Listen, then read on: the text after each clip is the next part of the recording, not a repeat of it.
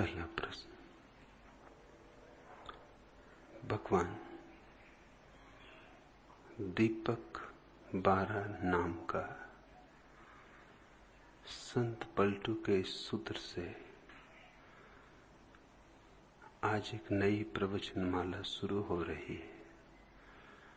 कृपया समझाएं कि यह नाम का दीपक क्या है और संत पलटू किस नाम का जिक्र कर रहे हैं।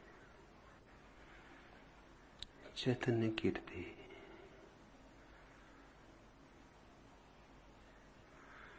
पूरा सूत्र इस प्रकार है। पलटू अंधियारी मिट्टी, बाती दीन्ही बार, दीपक 12 नाम का महल भया उजियार।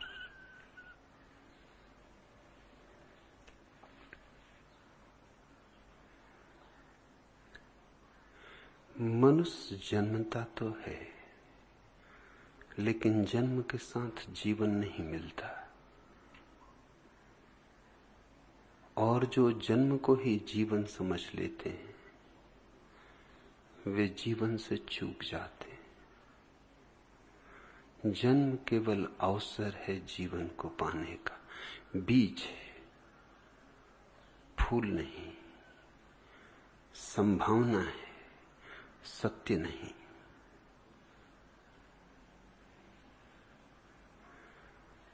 एक अवसर है, चाहो तो जीवन मिल सकता है, ना चाहो तो खो जाएगा। प्रतिपल खोता ही है। जन्म एक पहलू, मृत्यु दूसरा पहलू।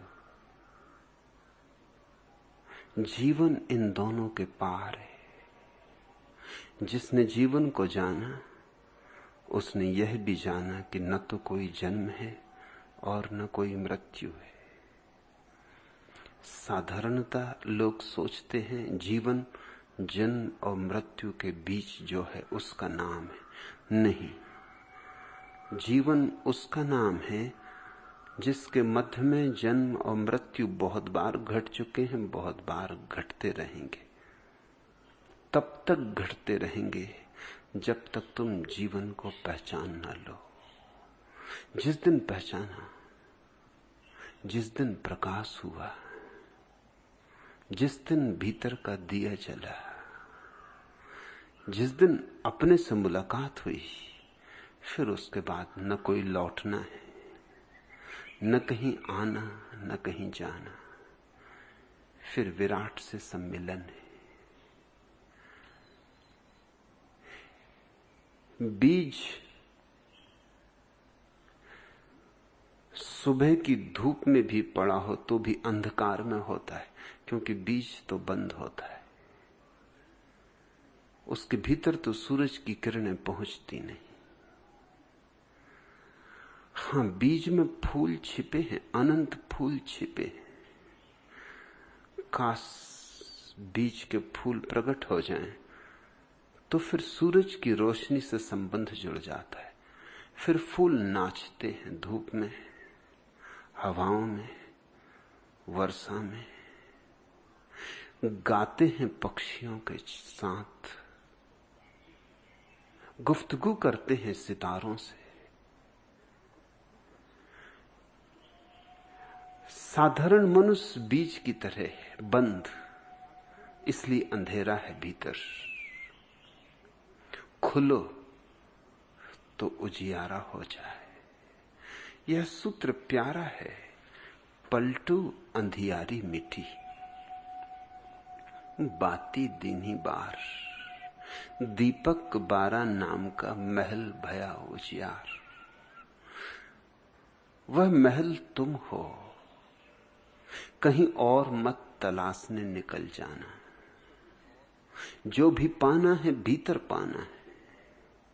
जो भी है जानने योग्य, पाने योग्य, वह तुम्हारे भीतर छिपा पड़ा है, उसे तलाशना है। वह उपलब्धि नहीं है, आविष्कार है। तुम्हारे भीतर कुछ परतें हैं जो टूट जाएं तो जलधार बह निकले, जिससे दिए को किसी ने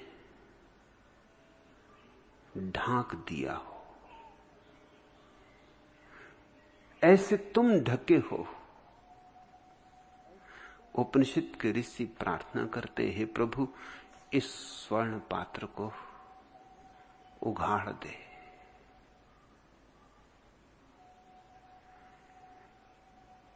यह प्रार्थना महत्वपूर्ण है। साधारण पात्र भी नहीं है जिसने तुम्हें ढांका, यह स्वर्ण पात्र है। और यही खतरा है।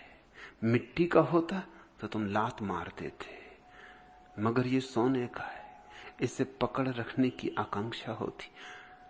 कैदी को अगर सोने की जंजीरें पहना दो तो वो खुद ही नहीं चाहेगा कि जंजीरें टूटे, वो तो समझेगा आभूषण है।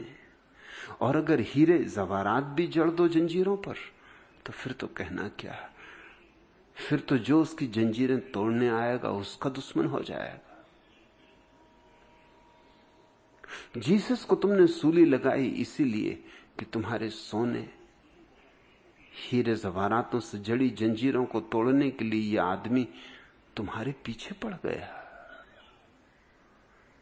इसे सजा देनी ही होगी, इसे क्षमा नहीं किया जा सकता। तुमने सुकरात को जहर पिलाया, यूं ही नहीं, इसने जिद ही कर ली कि तुम्हें जगा के रहेगा। तुमने बुद्धों को पत्थर मारे, पागल हाथी छोड़े,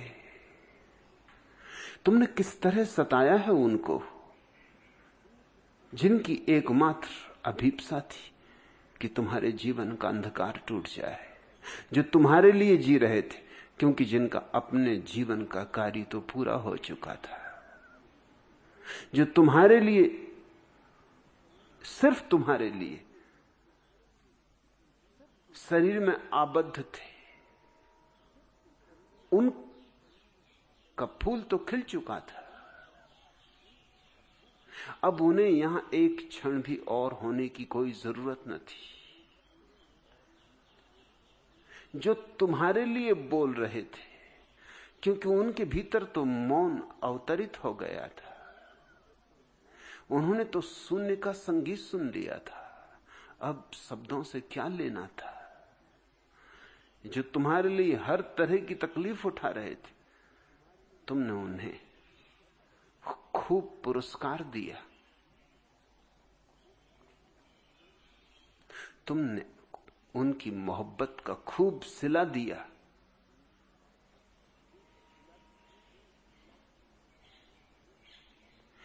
मुट्ठियों में खाक लेकर दोस्त आए बाद दफन, जिंदगी भर की मोहब्बत का सिला देने लगे।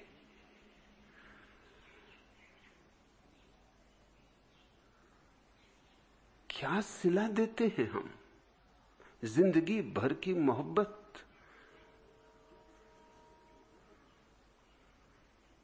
और किसी के मुंह से यह भी ना निकला कि इन पे खाक ना डालो, और किसी के मुंह से यह भी ना निकला मेरे दफन के वक्त इन पे खाक ना डालो। इन्होंने आज ही बदले हैं कपड़े, आज ही हैं ये नहाए हुए। आखिरी विदा हम देते हैं, मुट्ठियों में खाक लेकर कब्र पर डाल देते, जिंदगी भर का सिला देने लगे। क्या सिला दिया? खूब सिला दिया। लेकिन कम से कम मर जाता है कोई तब तुम ये पुरस्कार देते हो, मगर तुम जीसस और सुकरात और मंसूर के लिए इतना भी न ठहर सके कि आज नहीं कल मर ही जाएंगे। तुम इतने आतुर हो उठे कि तुमने उन्हें खुद ही मार डाला। जरूर उन्होंने कोई जघन्य अपराध किया होगा।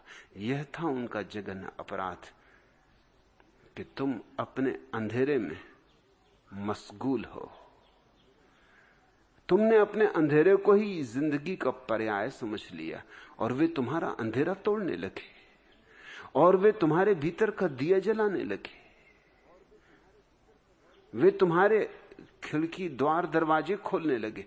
वे कहने लगे, उग आया है सूरज, उठो। कि पक्षियों ने गीत गाए, कि फूल खिल गए हैं, बाहर आओ। लेकिन तुम भीतर अपनी अंधेरी गुफाओं में रहने के इतने आदी हो गए हो जन्मों जन्मों से कि बाहर आने में तुम डरते हो, घबराते हो, भयभीत होते हो। ऐसे अंधियारा मिटेगा नहीं। पलटू अंधियारी मिटी, मिट सकती है। पलटू की मिट्टी तुम्हारी मिट सकती, मेरी मिट्टी तुम्हारी मिट सकती, किसी एक मनुष्य की भी मिट्टी तो सभी मनुष्यों की मिट सकती, क्योंकि प्रत्येक मनुष्य परमात्मा के संबंध में समान अधिकारी है, जरा भी भेद नहीं। इसलिए भूल जाओ इस धारणा को कि कोई अवतार होते हैं, कोई तीर्थंकर होते हैं, कि कोई ईश्वर पुत्र होते हैं, कि कोई पैगंबर होते हैं। यह तुम्हारी चालबाजी है, बचने का ढंग है। ये भी कह दिया कि कृष्ण तो अवतार, कि बुद्ध तो अवतार, कि महावीर तो तीर्थंकर, कि जीसस तो ईश्वर पुत्र, कि मोहम्मद तो पैगंबर। हम साधारण जन, इनके जीवन में हो गया होगा उजियाला, क्योंकि ये विशिष्ट थे। ये परमात्मा के घर से अलग ही ढंग से बन के आए थे। हम तो साधारण जन, जो इनके जीवन में हुआ हमारे जीवन में कैसे हो सकता है? इस बात को सीधा न सीधा कह के तुमने बड़ी तरकीब से कहा है कि ये हैं अवतारी पुरुष, ये हैं तीर्थंकर, ये हैं पैगंबर, ये ईश्वर पुत्र, और हम साधारण लोग, हम तो पूजा ही करेंगे। तो बीज लाख पूजा करता रहे फूलों की, फूल नहीं हो जाएगा। आरती उतारता रहे फूलों की, जय जगदीश हरे गाता रहे, तो भी फूल नहीं हो जाएगा। फूल होने की प्रक्रिया से गुजरना होगा। और बुझा दिया, जले हुए दियों की कितनी ही आरती उतारे, जलेगा नहीं। जले हुए दिए के करीब आना होगा, इतने करीब आना होगा कि ज्योति एक दिए से दूसरी दिए में छलांग लगा जाए। इस करीब होने का नाम ही सत्संग है। सत्संग का अर्थ है हटा दो बीच की बाधाएं, संदेह, शक, शुभे, शिकायतें। रख दो हटा के मन को एक तरफ, ताकि कोई दीवार ना रहे। मन दीवार है, मौन सेतु बन जाता है। सत्संग का अर्थ है जिसका दिया जला हो उसके पास चुप होकर बैठ रहो, और चुप्पी में वह घट जाता है जो तुम शास्त्रों को रटते रहो जन्मों तक नहीं घटेगा। पलटू अंधियारी मिठी, बाती दीनी बार। जल गया दिया, अंधियारा मिट गया। और कैसे ये अंधियारा मिटा, कैसे ये दिया जला? दीपक 12 नाम का। इस शब्द को, नाम को ठीक से समझ लेना, इससे बड़ी भ्रांति हो सकती। सूफियों ने परमात्मा को 100 नाम दिए, लेकिन जब तुम उनकी फेहरिस्त पढ़ोगे तो तुम चकित होगे। फेहरिस्त में केवल 99 नाम है। कहते हैं कि 100 नाम दिए, मगर जब फेहरिस्त की गिनती करोगे तो हमेशा 99 पाओगे। क्यों? क्योंकि 100वां नाम, असली नाम तो बोला नहीं जा सकता, है वहां मौजूद, मगर उसे पढ़ना हो तो पंक्तियों के बीच में पढ़ना होगा, शब्दों के बीच में झांकना होगा, कोरे कागज पर पढ़ना होगा, लिखे कागज पर उसे नहीं पढ़ा जा सकता। 99 नाम उन्होंने दिए, वो काम चलाऊ है। मतलब बिना नाम कैसे चले? तो रहीम कहो, रहमान कहो, ये सब परमात्मा के गुण हैं। करुणा, दया, प्रेम, सत्य, आनंद, चैतन्य, जो भी नाम देना चाहो, ये उसके गुण हैं। इससे एक पहलू जाहिर होता है, मगर अनंत पहलू छिपे रह जाते। अगर सारे परमात्मा को प्रकट करना हो तो वो 100वां नाम ही काम आता है। वो तो केवल शून्य है, निराकार है, कुछ कहा नहीं गया, कुछ लिखा नहीं गया। उसी को संतों ने नाम कहा है। नाम दिया नहीं, सिर्फ नाम कहा। राम कहो तो ये नाम दे दिया, अल्लाह कहो तो ये नाम दे दिया, रहमान कहो तो ये नाम दे दिया। उस 100वें को सिर्फ नाम कहा है, कुछ नाम दिया नहीं, सिर्फ इशारा किया है उस 100वें की तरफ, शून्य की तरफ। दीपक 12 नाम का, इसे यूं पढ़ना, शून्य का दिया जलाया। शब्दातीत, शास्त्रातीत, अनिर्वचनीय समाधि का दिया जलाया। न वहां कुछ कहने को है, न कुछ समझने को है, न कुछ सुनने को है। वहां गहन मौन है, समग्र मौन है। जरा भी चहल पहल नहीं, जरा भी शोरगुल नहीं। ज़ेन फकीर उस अवस्था को कहते हैं, एक हाथ से बजाई गई ताली 2 हाथ से बजाओगे तो आवाज होगी। एक हाथ से ताली बजती है मगर आवाज नहीं होती। एक हाथ से बजाई ताली, या जैसा कि इस देश की परंपरा कहती कि वहां अनाहत नाद सुना जाता है। ये अनाहत शब्द ठीक वही कहता है जो एक हाथ की ताली। अनाहत शब्द बना है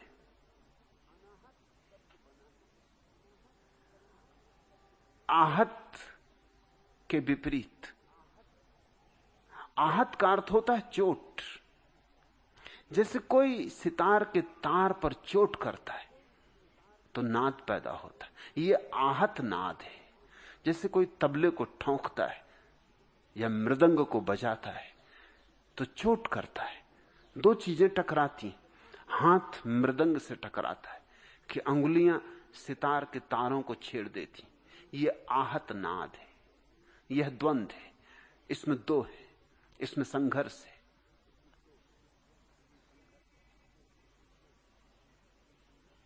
अनाहत नाद का अर्थ है जहां 2 नहीं, जहां एक है, जहां संघर्ष होने का उपाय ही नहीं, जहां द्वंद्व की कोई संभावना नहीं, जहां एक ही रह गया, वहां कैसा शब्द, कैसा शोरगुल। झील पर तुमने लहरें देखी तो तुम सोचते होगे कि झील पर लहरें, झील पर लहरें नहीं होती। लहरें तो हवाओं के कारण होती, मगर हवाएं दिखाई नहीं पड़ती, इसलिए तुम झील में सोच लेते हो, तुम झील को जिम्मेवार ठहरा देते हो। ये हवा चोट कर रही है झील पर, इसलिए झील पर लहरें। ये आहत नाद है। अगर सारी हवाएं बंद हो जाएं या खो जाएं, फिर झील पर अनाहत नाद होगा, फिर कोई लहर ना उठेगी, जरा सी भी लहर ना उठेगी। झील फिर दर्पण हो जाएगी और उस दर्पण में सारा आकाश झलकेगा, जो है वैसा ही झलकेगा जैसा है। लहरों के कारण खंडित हो जाता है, टूट फूट जाता है, विकृत हो जाता है। तुम्हारे भीतर शून्य जब पैदा हो जाए तो दिया जलता है, रोशनी हो उठती। सब अंधेरा द्वंद के कारण है। जब तुम निर्द्वंद हो जाओ तो रोशनी पैदा हो जाती, और फिर महल में उजियारा ही उजियारा है, और ऐसा उजियारा जो शुरू तो होता है लेकिन समाप्त नहीं होता। बुद्ध ने कहा है, संसार का कोई प्रारंभ नहीं, अंत है, और निर्वाण का प्रारंभ है, अंत नहीं।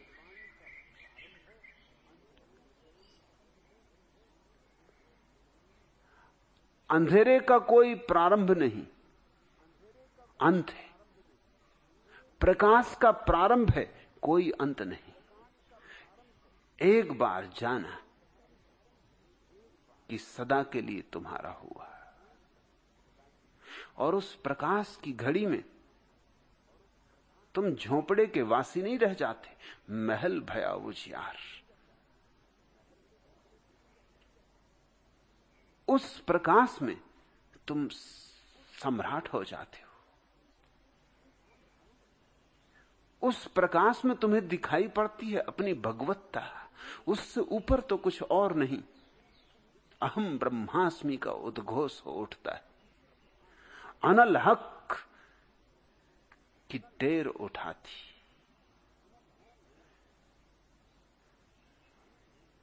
उससे बड़ी न कोई संपदा है, न कोई साम्राज्य, न कोई शक्ति है। ये कैसे जले दिया।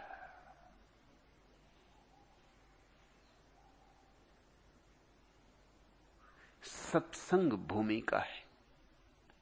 जैसे बीज को भूमि में डालना होता, बिना भूमि में डाले ये अंकुरित नहीं होगा।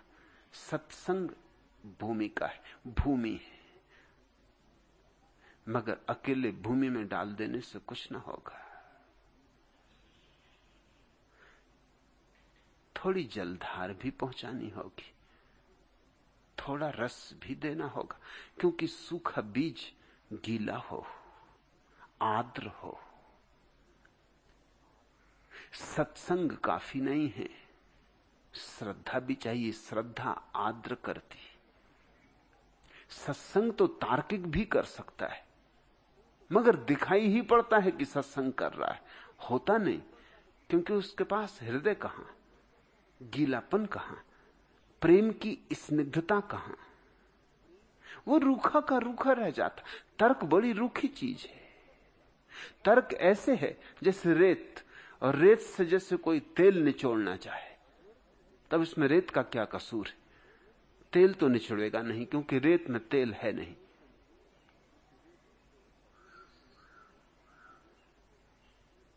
तर्क तो रेत की भांति है, रेगिस्तान की भांति है। तुम लाख निचोड़ते रहो, कुछ भी ना निकलेगा।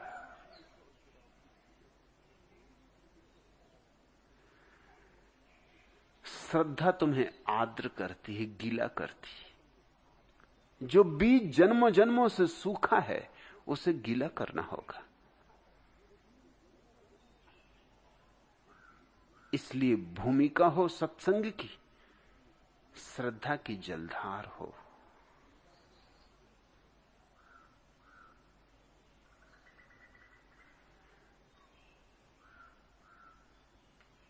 और बीज को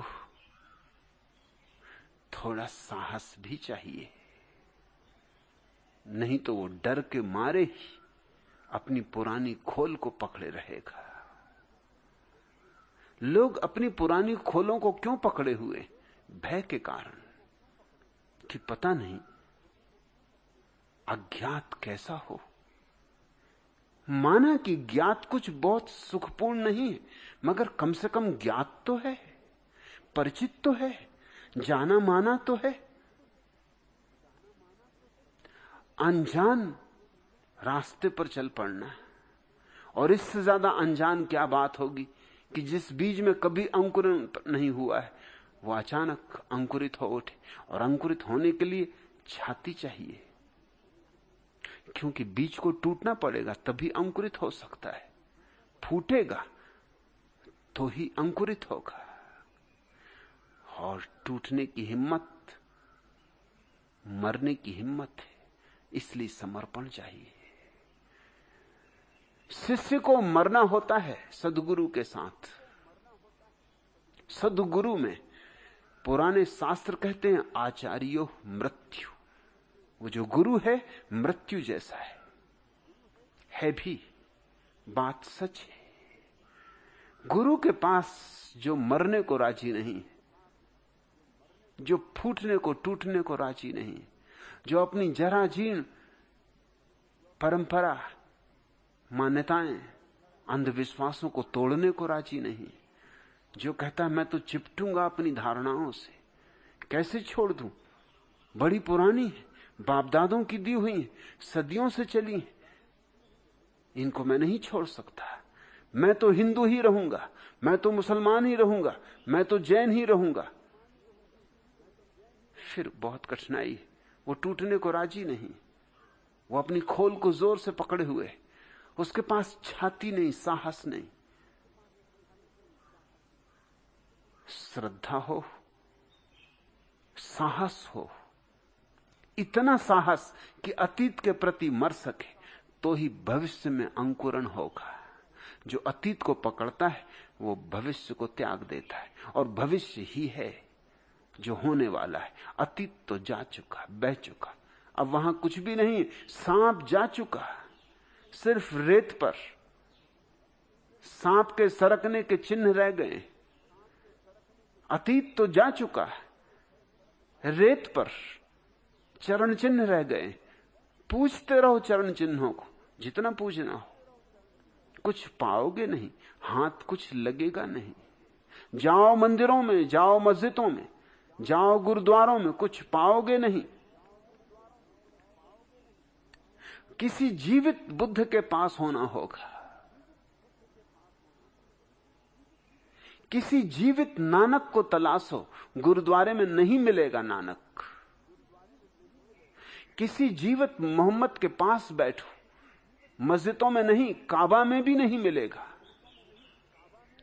किसी जीवित जीसस के साथ उठो, चलो। ये